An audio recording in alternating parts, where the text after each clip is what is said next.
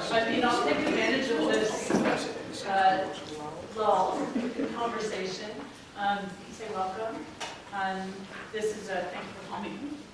This is our third seminar of the Over at Table Seminar series. We're really happy to be co-sponsoring this particular seminar with the Department of Health, Aging and Society.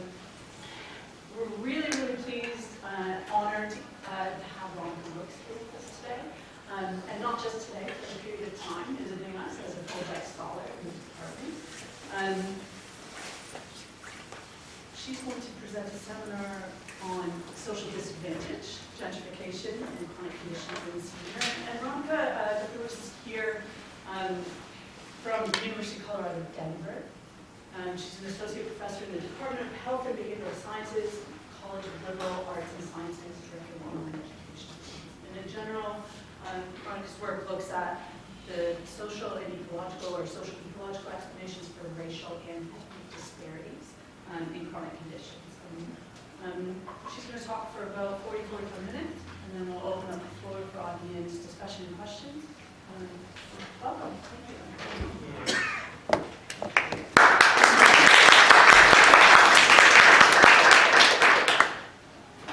Today I wanted to begin with a story, since this is an audience that's not what I'm used to, just academics and a few others. I wanted to make sure I opened with something to engage you all, especially since this is research that I'm going to begin here, or have been starting on with more contextual research, newspapers, library work already, just learning about the history and context of Hamilton that I hadn't already learned from sort of newspapers. But I wanted to start with this story, and this story is in reference to Denver. This particular story is about Ink Coffee, a trendy coffee shop in the Rhino district, which is considered the abbreviation for the River North Art District in Denver, Colorado, where I'm from. And so it's a gentrifying city, very similar to Hamilton, working class background history. So this trendy coffee shop in the Rhino district, which was also considered part of historically African-American neighborhood there. So they renamed this area that was part of what was considered 5 Points in Denver. And so immediately when the sign came out, it launched community engagement against gentrification. So that evening, people were posting on Twitter because they were outraged that how dare this company say something positive about gentrification when it's displacing people in the neighborhood, people are being pushed out, they're changing our names, they're rewriting our history for the community, and so it was just a lot of outrage. And on the sign, I also wrote, besides happily gentrifying the neighborhood since 2014, on the back of the sign, nothing says gentrification like being able to order hot. So this was, again, this particular sign launched, they called it A Cup of Coffee became the lightning rod for racial and class tensions in the Denver community. And so with this particular sign, the one before on gentrification, it also sparked protests, 2 of them in the community against this business. Right in front of the business they were marching. Vandalism in the form of graffiti, which people had written on the side of the wall of the business saying white coffee, and also talked about whitewashing the community because the displacement often happened to African Americans as well as Latinos in Denver. Apologies from the coffee shop parent company, and I included that below on Facebook, and that happened, I believe, the next day after the sign went out, and there was just this Twitter outrage for people.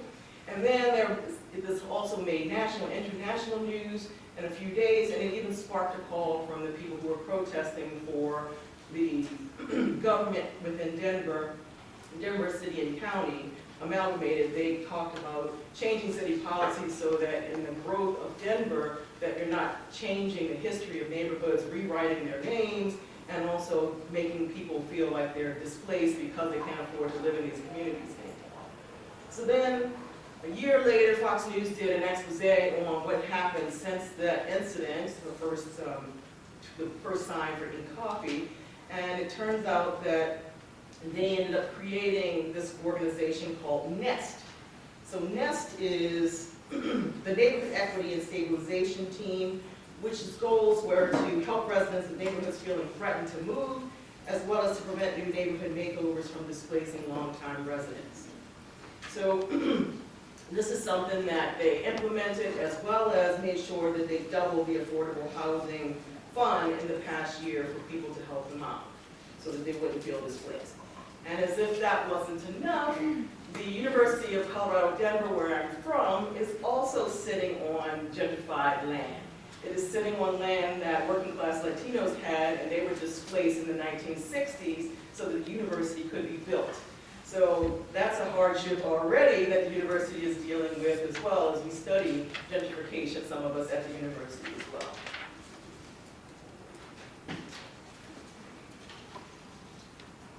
Okay, so to give a little bit of background about myself.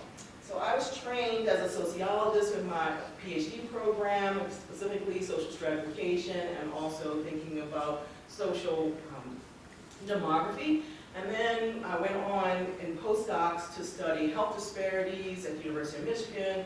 I went on to also look into another postdoc at the National Institute on Aging to do research there, particularly in geriatric epidemiology. So I have quite a sorted interdisciplinary history of sort of public health, social epidemiology, gerontology, geriatric sociology.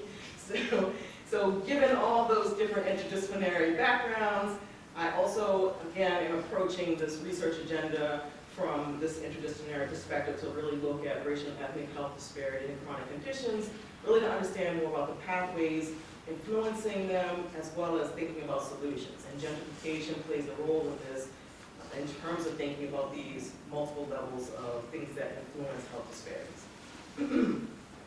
So I wanted to go a little bit into sort of the background about this presentation. I look into 3 different areas of literature for the project here at McMaster for the next 4 months.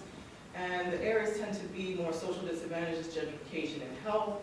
And then also in terms of thinking about more community environment, aging in place of chronic conditions, and then even the policy solutions that people have posed for gentrification in the past and what's generally been done, although that literature, again, doesn't really think about seniors. So then I'll continue to talk about the theory and conceptual models that have influenced my research agenda and this current research project here at Master in Hamilton, and then the Ames research questions, hypotheses I have, as well as my methods, quantitative and qualitative, and then related future research. I'm planning on submitting a National Institute on Aging R15 grant proposal for research, which parallels a lot of the research that I'm doing here. I've begun that through a grant writing workshop, and a lot of my ideas that I'll show some of those aims at the end of the presentation. But I wanted to parallel a lot of the things that I'm doing here because I feel like there's a lot of similarities between Hamilton and Denver.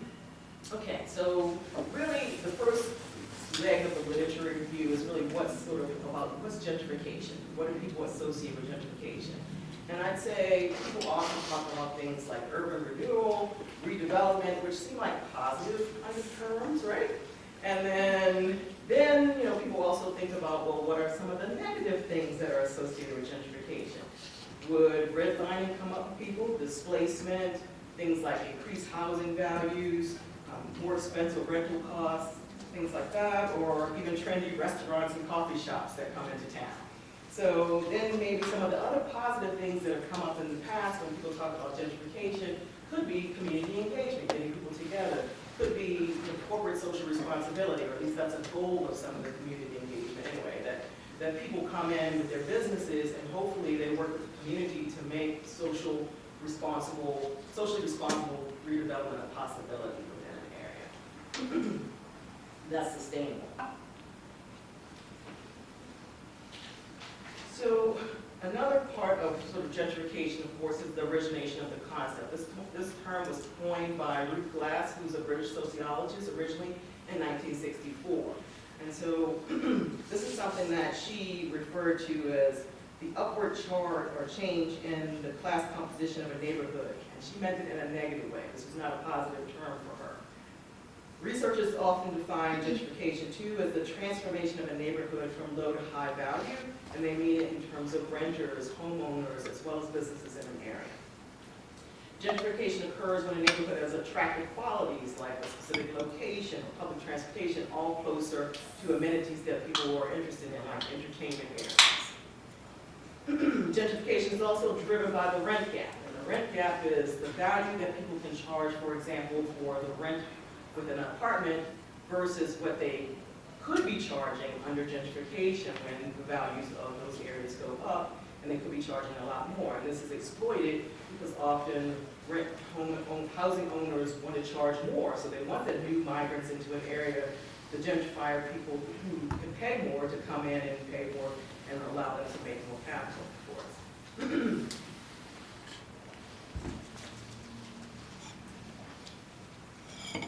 So gentrifying areas usually are designated by the percent change over time and the increase of higher education, higher median household income, but a decrease in the racial and ethnic minority composition of an area. For example, I tried to also incorporate thinking about Hamilton statistics as I'm learning more context about Hamilton, and a lot of my context is coming from newspapers, before I applied and even now as well. And so the context here is thinking about the median income of Hamilton and surrounding cities has really surged 5.3% in 2005 to 2015, which is the highest growth in the province, or Ontario, and this is just over about $75,000. So with growing income inequality, Hamilton's residential tension seemed to peak in 2018. Again, that was from my perspective as a researcher looking at newspapers. I seemed to get a lot of tensions that came up, and these tensions were the anti-gentrification vandalism, like coffee shops, like this donut shop, I remember, Monster Donut, and then also I remember the trendy upscale restaurant, and also protests and marching with anarchists and things like that. So, so I thought, wow, it's really out and out. People were protesting, and I think this is because the trend suggests that people's earnings are not keeping up with their housing, not keeping up with other increasing costs. It's leading to unaffordable neighborhoods and further displacement of people because they can't afford to stay in their neighborhoods. And this is a similar trend, like I said, that's happening in Denver. So gentrification is a place-based stressor. It's impacting a neighborhood's social and physical environments and changing often its history, culture, and even people's social capital and connectedness. So this next slide, this image, is really a model from the Robert Wood Johnson Foundation that they used to look at housing and neighborhoods and health. And I thought it was appropriate to adapt for gentrification here in terms of the research and thinking about using this as a frame again for the research questions for the interviews and focus groups that I'm conducting later on. So in this frame, things like the conditions within the home are influencing health. So this could be dilapidated homes with mold or things that need to be repaired, influencing health. And then the neighborhood conditions, things like the parks or transportation in a neighborhood or access to those, whether they've changed with gentrification or not. This could be things like housing affordability and the social relationships in the social environment that people develop or lose in those environments with gentrification. And the trade-offs, of course, with affordability of housing costs going up, the trade-offs that you have to make. So if you have to pay more on your rent or your home ownership, property taxes, then you may be trading off with things like medications or foods or other transportation access out of your community. And then also the policy environment. That has influence, of course, in terms of thinking about solutions to address health. So few of the researchers in this particular area examined gentrification and health among seniors, even though we also realize that gentrification and aging in place is something that's happening in a lot of countries, and people across these countries like the US, Canada, and the UK, we know that older adults want to age in place for the rest of their lives. And a lot of the gentrification research in health also doesn't really focus on the stayers, the people who stay in the neighborhood. And in this particular case, a lot of the research focuses on those who are displaced or the gentrifiers coming into the community, also known as hipsters oftentimes. And in the UK, specifically, research on gentrification and seniors has shown that as the neighborhood has changed, seniors still, if they own their homes, still want to stay in those neighborhoods. So they're the ones left behind in these neighborhoods or choose to stay.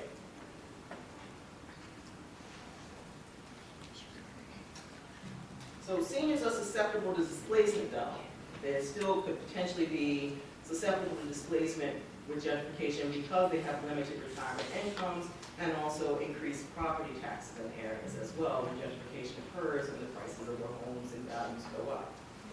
Gentrification and displacement risk as well have implications for seniors, increased housing, health, and healthcare costs, and also these things are probably a pathway for stressors, of course, and things like the financial strain of trying to meet all your bills staying within a house as gentrification happens. Changes to public spaces occur, potential food insecurity, maybe alienation from your new neighbors who come in and you just don't know them, maybe changes in your physical functioning, your mobility, your health behaviors, all that influencing your chronic condition self-management as well. Then, but aging in place, we think, has potential possibilities for improving these issues or addressing some of these issues because it's believed to foster place attachment, health, and well-being in seniors. The community environment is important to seniors' health. In particular, we know that the community environment for seniors is important because it has increased limitations in mobility and housing options, that seniors spend a lot of their time within the community compared to working age older adults. And we also know they have longer exposure potentially to unhealthy communities versus younger ones, especially with housing tenure or residential tenure. We also know that they experience stronger place attachment as they grow older, if they've lived in the neighborhood for longer, and it provides a sense of continuity throughout the life course with a lot of the changes that they may experience with their chronic conditions. However, living in socially disadvantaged communities or neighborhoods, it increases things like cardiovascular disease, and then living in more advantaged neighborhoods reduces things like cardiovascular disease. And this has implications for other chronic conditions as well because it could magnify these health disparities that exist in the population.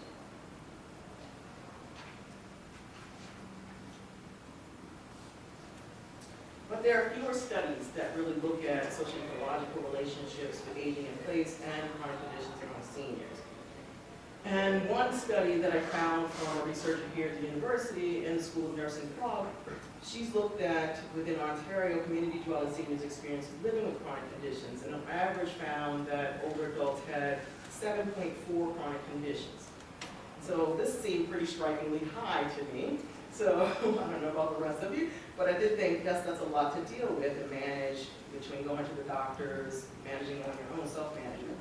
But these seniors in her study were very concerned about their chronic conditions and paying for the costs associated with managing their chronic conditions.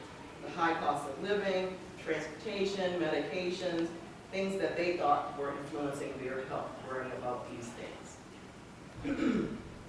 Now, Prague didn't, and the rest of the researchers didn't particularly focus on gentrification or on an ethnically diverse sample, but I thought that gentrification could negatively impact chronic conditions through changes in the higher cost of living that seniors have to pay with gentrification. And it also has an influence on their familiar relationships in that neighborhood, their routine, their emotional connections to people in their communities.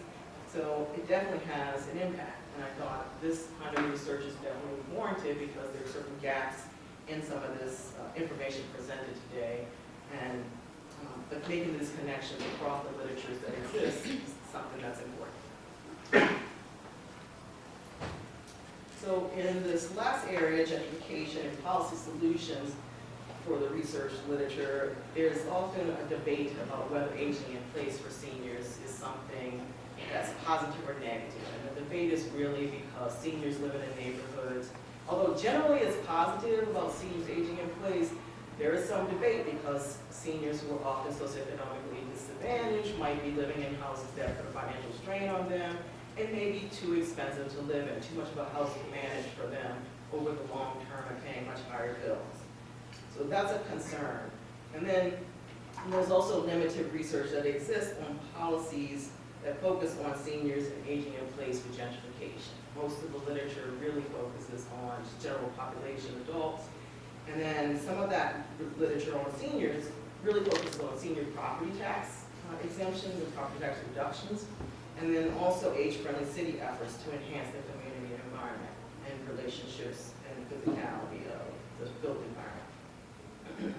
So that exists, but then there are other policy efforts too that people talk about.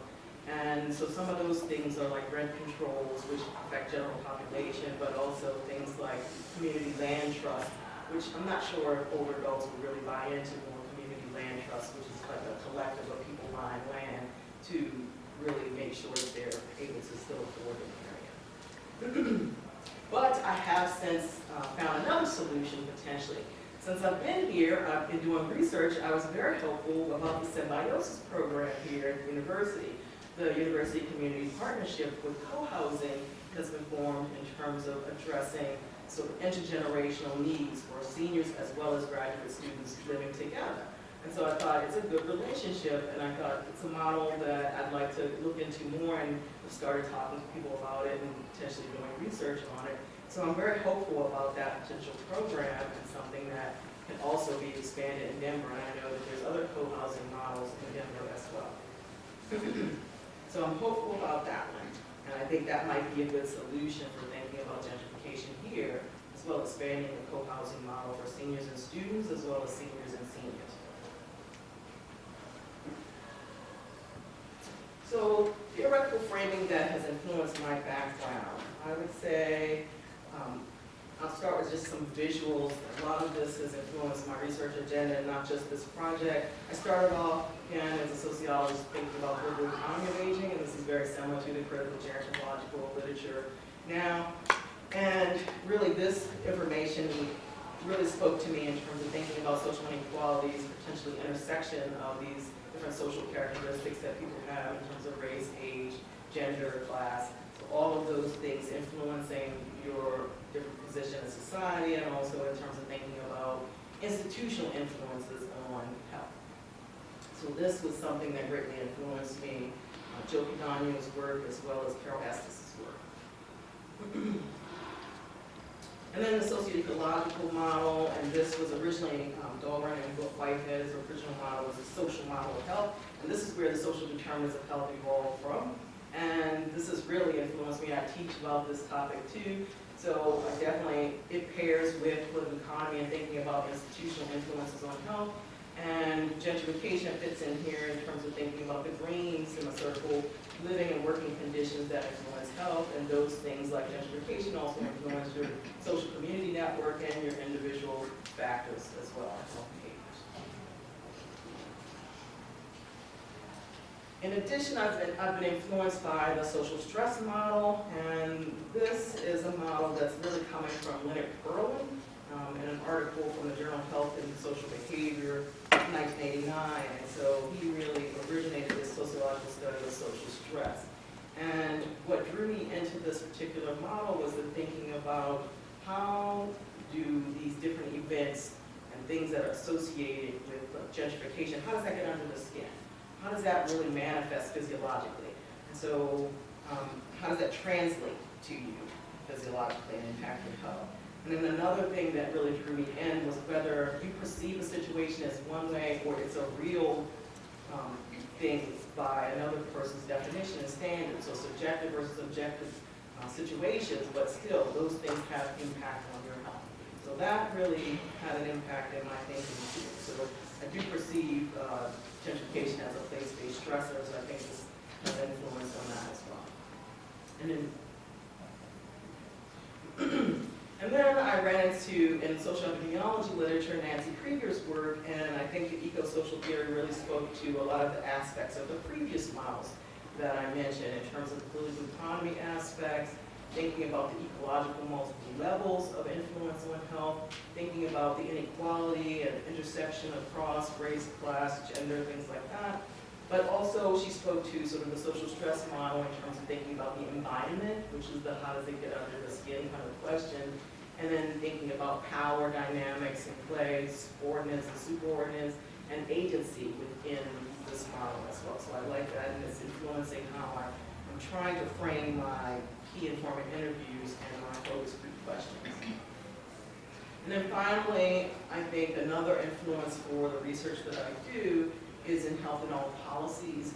And this is a framework that really believes that all policies are health policies. Transportation policy is health policy. Working policies are health policies. And And so I also like the fact that this is a very collaborative format that engages communities in thinking about policy to address health issues.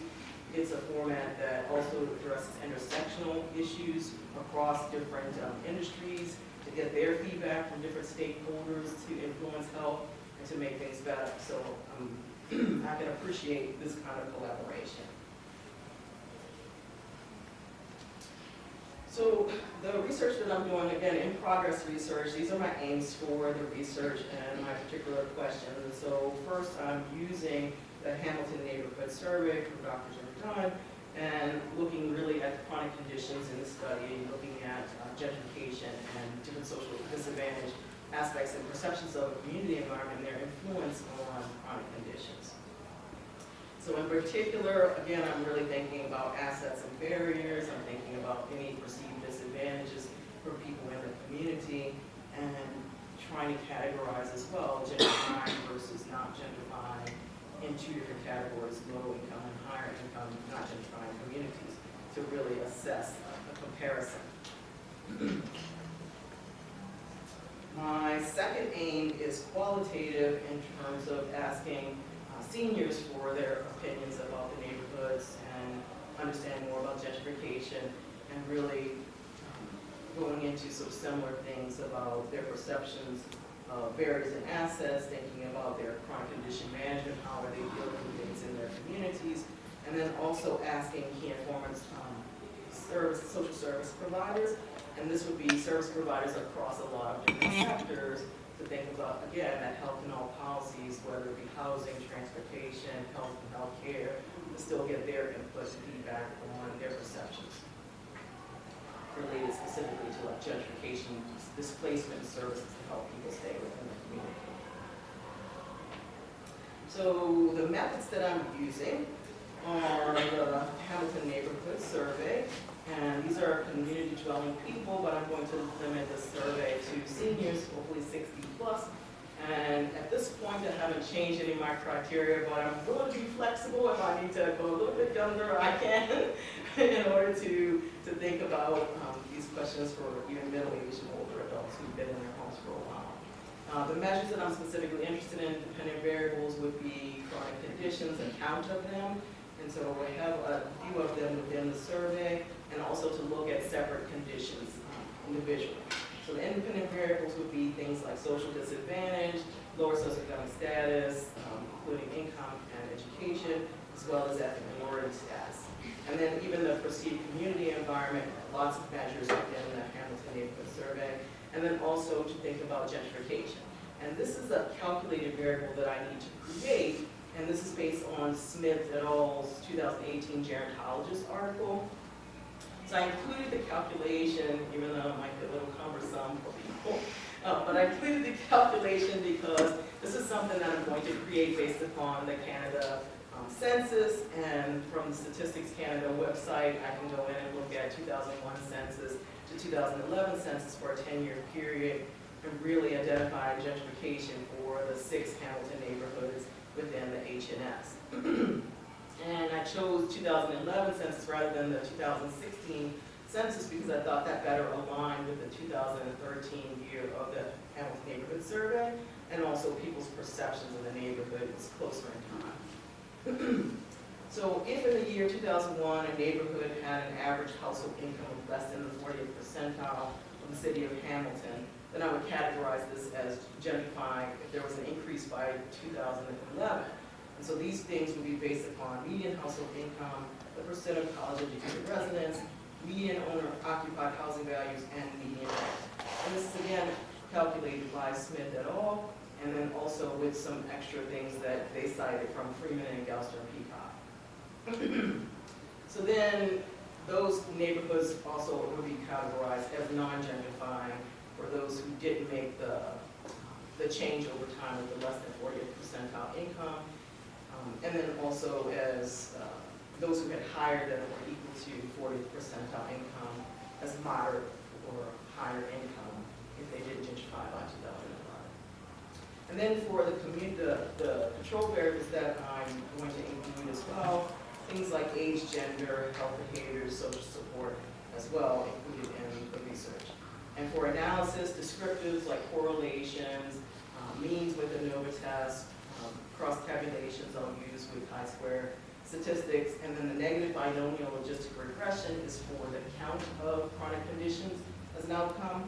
And then specifically for each chronic condition like hypertension, I'll use logistic regression.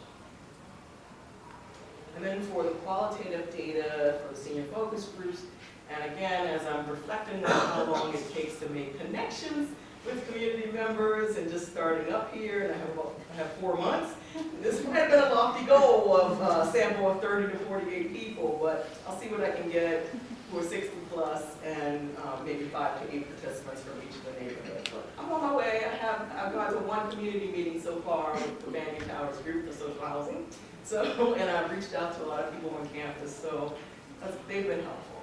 And then senior service providers as well, 25 to 30 organizations, like I said, across a lot of different sectors that have influence on health policy. And I'm particularly willing to pay people as well. So I think what Amanda Grenier told me was the shoppers mark cards to give people, $25 cards, would be helpful with people. So that's what I plan on doing. And then for analysis, to use thematic analysis as well as in vivo version 12. And then I'm interested in doing this quasi-experimental design, sort of stratifying or grouping people according to the gentrifying or not gentrifying categories. And hopefully this is something I can do if I have enough people to really make some adequate comparisons to really adjust for thinking about the confounding of social disadvantage and place, because that's something that comes up in the literature. And so this next section is just, I wanted to sort of be fully disclosing of all of my questions that I'm going to ask seniors for focus groups, as well as for interviewer with the key informant interview, but I know I can't get through everything. So just giving you a flavor of some of the questions that I've been thinking about asking, and also really being mindful of creating these questions from the literature, being mindful of thinking about the bias and not assuming that people have certain experiences and asking them to explain situations and being open to whatever they're willing to tell me. So I'm mindful of those things. So in one situation, I think for focus groups for seniors, I'm particularly drawn to asking them about whether aspects of culture, gender, ethnicity, all these types of things have made it difficult for them to live in their neighborhood and really get into the social disadvantage issue. And then for gentrification, really I'm of course interested in their perception or even real occurrences that happen personally to them of any costs or negatives or benefits or positives that happen within their neighborhood. So things could be positive, could be increased safety or increased potential for mobility, or negatives could be decreased potential for mobility or property taxes going up or increased social isolation, things like that. And also, in grouping all these questions, again, I was relying upon thinking about these frameworks that I've used, theoretical frameworks, so neighborhood gentrification issues, home issues. So I'm also very interested in whether people needed help and in their neighborhood, in their home, and then who did they rely upon for help when they need it? Especially if the neighborhood has changed a lot and people have turned over. And then for senior service provider questions, I really am interested, of course, in thinking about in services in general, does the organization offer any services to help people with their chronic conditions, to manage them individually and not just sort of thinking about medical care or medical health.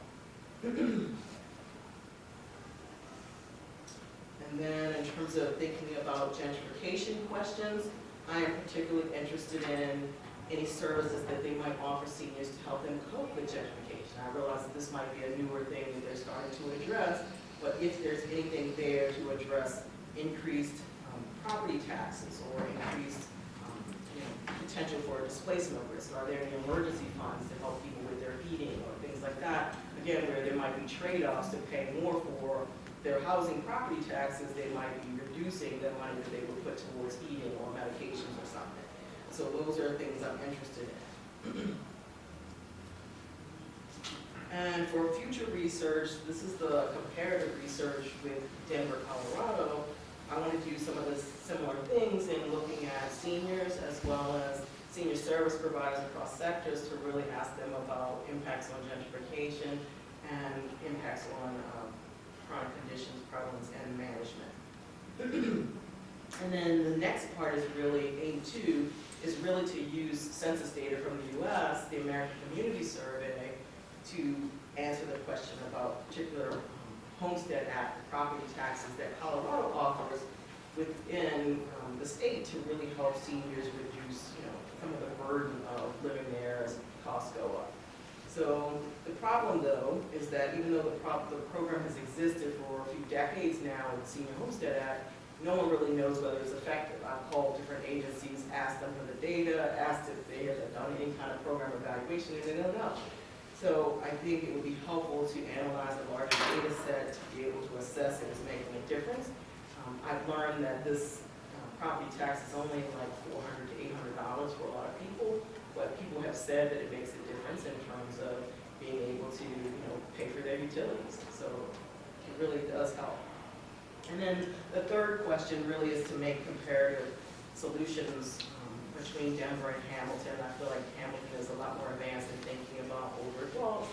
There are more older adults concentrated in Ontario and Canada compared to the United States. So I think you all are far more ahead of us in thinking about some policy solutions. And so it would be wise to learn from here and apply some of that comparative analysis with Denver as well. And then I think my take-home messages for this research, since I'm just beginning still, but the message from this research is really that neighborhoods matter, and I think this is even more so and important for seniors, matter to their health. And then gentrification, I think as well, it can remove the stability that's familiar to people and places that seniors live in, and these changes can potentially negatively impact seniors' health. I really struggle with trying to think about distilling down the messaging as I've been working on grants to simplify a message to people about gentrification. Why is it so important to me? Why am I so passionate about this? How can I convey that in a sentence or two to people in a simplified manner? So I'm still working on that. And then aging in place or displacement issues, social relationships, isolation, food insecurity, all those things are potential pathways between gentrification and seniors' health. And then to think about policy solutions as well is important to me to make sure that community engagement is a part of that, and to think about how these things can help seniors to stay in their homes and their neighborhoods, and making sure that community members' voices are heard as well. And so the last thing that I leave you with is a quote that I thought was interesting. For public health researchers and practitioners, preventing displacement may be the single greatest challenge and the most important task in our collective efforts to create healthy communities for all. And this is from a public health institute, but I definitely feel like the representation probably in this room is more population health from different disciplines who study health, and I think that's probably where I would say more as well. But it's interesting because there's definitely a negative perception of gentrification where people feel like luxury development in an area equals displacement in an area as well. So thank you for your time today, and since this is a work in progress for the time I'm here, if you have any suggestions, please let me know.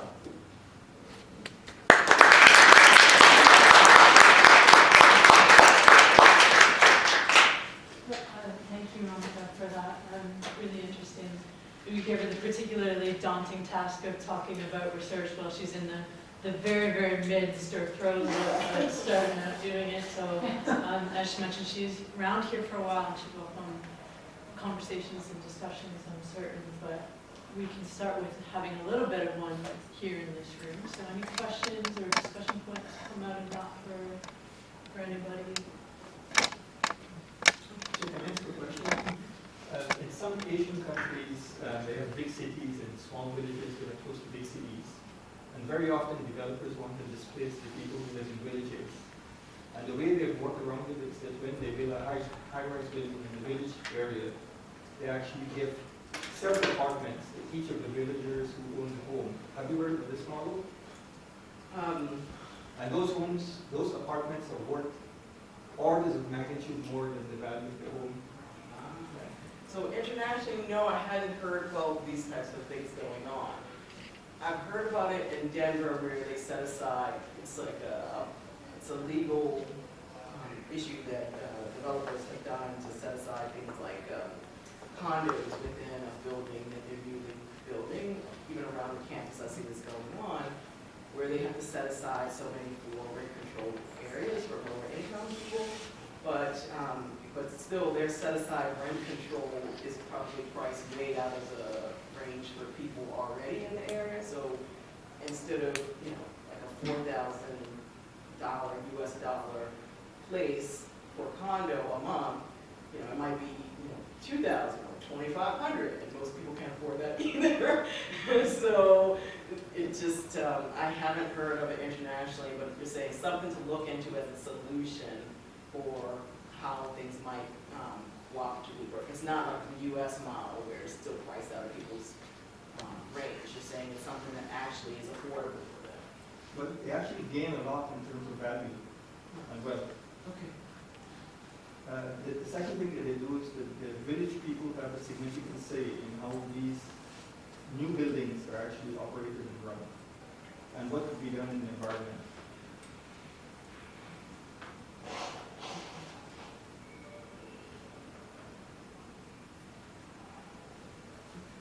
Thank you.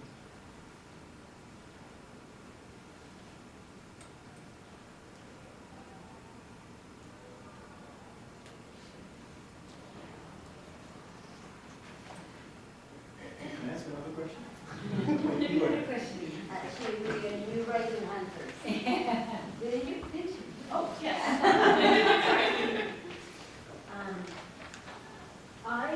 When you were showing pictures at the beginning of your talk, I think you juxtaposed very beautifully the coffee shop controversy in Denver with the similar, graffiti and things going on in Hamilton. I'm very curious about the personal story. How did you find and identify, from Denver, that Hamilton would be a really interesting laboratory for your work?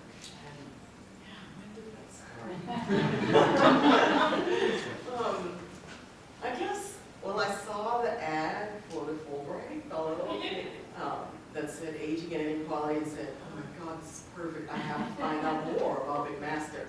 And just based upon what I had already done. And so then I started looking into the newspapers, all the stuff, and what I wanted to do, because I really had started thinking about gentrification in Denver. I was like, okay, read the newspapers, what's going on. Just like when I first came here, I said, let me go to the library, archives, learn about the history of the area. And so as I learned more through the papers, I was like, I think I can do a parallel, research, and just really excited about that. And, reached out and called people and set up appointments, and it's just like, okay, this is great. And even when they asked us, when we did orientation, like, what drew you to Fulbright Canada? And I was like, it's Hamilton. It was like the parallels that I see in a working class steel town, very much similar to Denver, the parallels with gentrification changing and not always being prepared for what's happening and how do we deal with all this in-migration. It's a popular area, Denver. It's a lot of ski industry and marijuana. It's legal in Colorado too. I live in the other states, in Colorado. And so it's a popular destination. We still have lots of immigration. Hamilton has lots of immigration, I learned too, from Toronto, spillover. Work is just unaffordable there, and having visited Toronto in the last year and a half too, I realized, yes, it's quite unaffordable. I see why people are spilling over here. So just making those parallels was just like me investigating, like, okay, I'm on a mission, I'm going to apply, definitely. And I've got grounds to apply too. So. Oh, Hi, I really liked the reference you made to health in all policies. Prior to working here at McMaster, I represented low-income tenants at the housing tribunals, the landlord and tenant board. A disproportionate amount of the tenants were of older population because they have the lowest rents. So there is an incentive for landlords to push out vulnerable tenants, in particular racialized newcomer populations, elderly populations in the city. I really think it comes down to the law. What does the law allow for? Because the gentrification can only exist when the laws allow for it to exist. Because we talk about rent control, but there is really no rent control in Ontario, because as soon as you push out a tenant, you can re-rent it at any amount that you want. So the key is to actually disincentivize the landlord from being able or wanting to push out tenants that have lived in places. I've represented tenants who have lived in their homes for 20, 25 years, and now the landlord all of a sudden wants to do repairs, but could have cared less about their unit 5 years ago. So it's really looking at the legal, to me, the legal aspect and holding accountable the fact that this is allowed to happen, and looking at it. So for our system, we have like a provincial system and then also the municipal system. A lot of gentrification is allowed to happen because of the bylaws and the municipal policies as well. So there's even issues around landlords wanting to get permissions through the city to change what might have been like a 4-bedroom unit, which are very rare in Hamilton, to cut them in half, for example. So they try to go to the committee to try and do that, but then that excludes newcomer families, for example, which have larger families. So then they are very stressed in trying to find spaces. So that's just an example. It's not related specifically to elderly population, but again, there are tactics that are being used by landlords in order to increase their profit. So I think the key is there has to be some intervention to change the laws so that they allow for that. In Quebec, my understanding is that they have legislation that says that you cannot remove somebody who has lived in a unit more than 20 years, and I think they have to be over 75 without very specific. So there's things that can be done legally. So that's there's a lot of great organizations in Hamilton that are trying to fight against gentrification. Yeah. You can name off the top of Yeah, I can chat with you afterwards if you like. Great.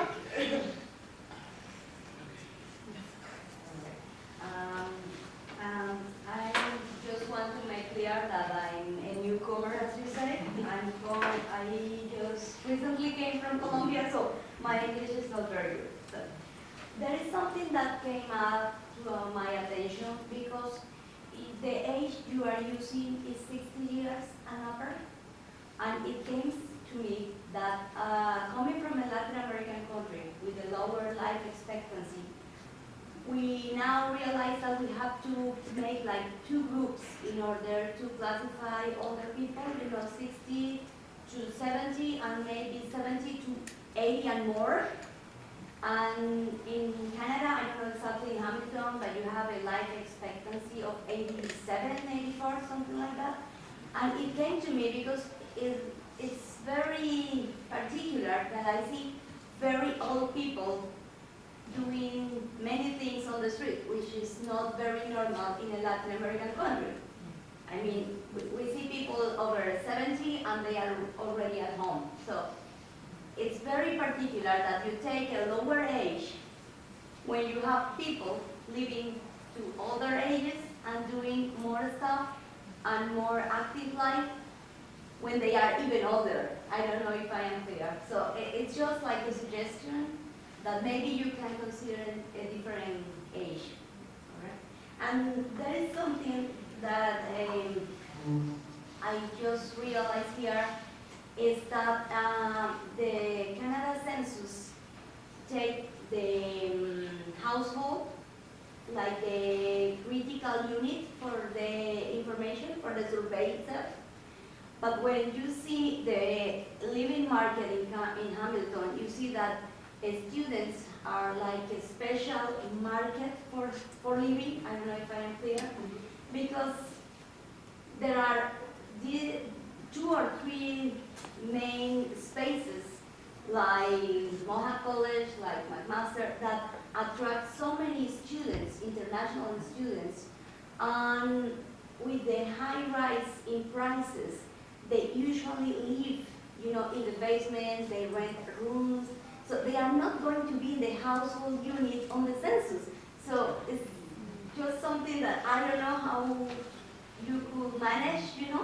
in order to take the clearest information. Can I just make a comment on the first point, and I think it's a really good one. So in the Code Red series that the Spectator did, one of the measures they used was average age at death, which isn't exactly life expectancy, but it was in the lowest neighborhood, it was 57. So in that context, the older adult might actually be 50 and up, right? And certainly that's consistent with the notion of accelerated aging as well, which is a concept that's used to express how aging is distributed along socioeconomic. And give more samples. It's interesting. I mean, I know this as a person who studies aging as a gerontologist too, but when I asked for additional internal funding for my university before coming here, and I said, as a feasibility measure, if I can't get people 60 plus, I'll drop down the age range, 50 plus. And some of the reviewers were up in arms. They were like, that's not over. Don't say that. And I was like, I'm a gerontologist, right? And I was sort of surprised by this pushback from people. Maybe they didn't want to consider themselves as researchers, as being older adults, So I was just like, okay, there's all kinds of read behind the lines scenarios. And so I thought, yeah, but I definitely appreciate that comment as well, thinking about accelerated aging, that, sort of the intersection of all these inequalities impacting your health for sure. Yeah, the other comment I'll make, I know we've had lots of conversations about this, but you get it presented to you again, Ronica, with different things to strike you. So the interesting thing about gentrification is that there's been a ton written on gentrification for 40 years at least, like since the 70s. And almost nobody has ever actually collected any data from people displaced. It's mostly been kind of trying to define it and measure it and that sort of thing. And, that's not something you're going to be able to capture either, right? So, I think we can all agree probably that the people who are most affected are the people who are displaced, and they're going to be, by definition, difficult to reach. And so, to me, what kind of crystallized when you're presenting is that the opportunity that you have is to say, well, for the people who remain, what are the impacts of gentrification? That might be a way of kind of narrowing the question a little bit, right? So what are the things that are changing that for the people that remain, including, things like the pressures that are coming from eviction?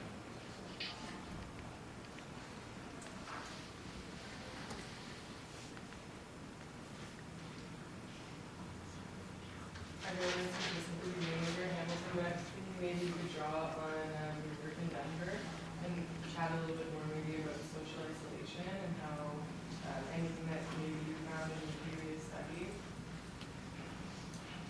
Okay, so I haven't done that work in Denver. I've been proposing to do. It's like the stuff that I proposed to do, try to submit for internal money at the university, didn't work out. Then I saw the opportunity here. I was like, okay, let me go somewhere else and try to do this. And so that worked out. And then, sort of thinking about the grant proposal to go back and try to write that to do the research. I would say just in terms of thinking about in Denver, of course, there's lots of places where the population has changed and evolved around people because it's a lot younger people with, younger adults, no kids, just a different dynamic in the neighborhoods. And property taxes have definitely gone up from where they were 40 years ago, so by staying in the neighborhood. But in terms of social isolation, I can't really speak to that as well. I don't know. I mean, some people are living by themselves, but its impact on people's health, I imagine, but I just can't give you any statistics on it. I don't know what's going on. Well, I know it's becoming an issue that's really being looked at around this area, like in more particular at Halton, but just looking at how social isolation is impacting everybody's health and well-being. And I know it's because some of them don't feel as connected for what's been published in Denver, just older adults not feeling as connected to the new people in the neighborhood and changing relationships. Because it is, Denver's not by any means a college town or anything like that, so it's lots of different people coming in, like I said, ski industry, marijuana, all kinds of stuff. So it's not exactly issues that are bringing in populations, they're all of working age. They're like 25 to 35 are people who are coming into the state. And so those are the new neighbors in an area who may not be as connected to older adults in Denver. And so I do know that about the demographics of who's coming in. Not as much about whether they're socially isolated or feeling lonely because of this new population around them. So it's something to investigate.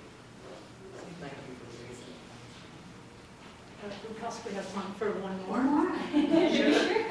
Go for one more and then we'll. I just think you've got a very interesting actual experiment in Hamilton and Denver, and I'm wondering if you were able to look at the municipal systems, particularly property taxes. There's a tremendous incentives for municipalities to gentrify. It's the revenues, right? So what are the ways to counter that for healthy communities, and whether there are some interesting lessons to be learned from the two different facilities. So you're saying, go and do that, look at these. Is that your name, Herders? Okay, so it's good. Not just, I mean, is it just about, with the municipal system, you're saying it's not just about property taxes, but it could be other things too? Or- There are other obviously levers that municipalities have to support aging in place, but also they generally prevent growth and gentrification. I will quickly rebut that point. The way the property tax system is set up does not actually increase the municipality's revenue if a neighborhood gentrifies. It redistributes the tax burden. So it means that people in other neighborhoods pay less than people in that neighborhood pay more. That doesn't actually increase the total tax base. Yeah. So basically, the municipality sets the rate, the mill rate, and that is what determines the total tax base citywide. And the gentrification of one neighborhood simply changes the amount paid in that neighborhood relative to. Jason Lauren just released a map this week on Twitter that showed exactly that. Yeah. That Okay, where can I get my best knowledge of the tax system and stuff? So you're saying, go to Twitter, look at this map, or, Jason Lauren is the chief of, general manager for planning and economic development for the city. And he released a map which, because so much of the, I won't go into it, but there was a map that showed that exact phenomenon. That's Ontario policy. I don't know if that holds in other jurisdictions. thank you all for so much information. I appreciate it. And thank you again for joining us this afternoon. And as I say, Ronica is around for a little bit, so feel free to have conversations and discussions with her hereafter. Her contact information is up there. From our point of view, I just want to say thank you for your time. Thank you, Ronica, for taking the time to speak with us today. So just another sort of closing round of applause.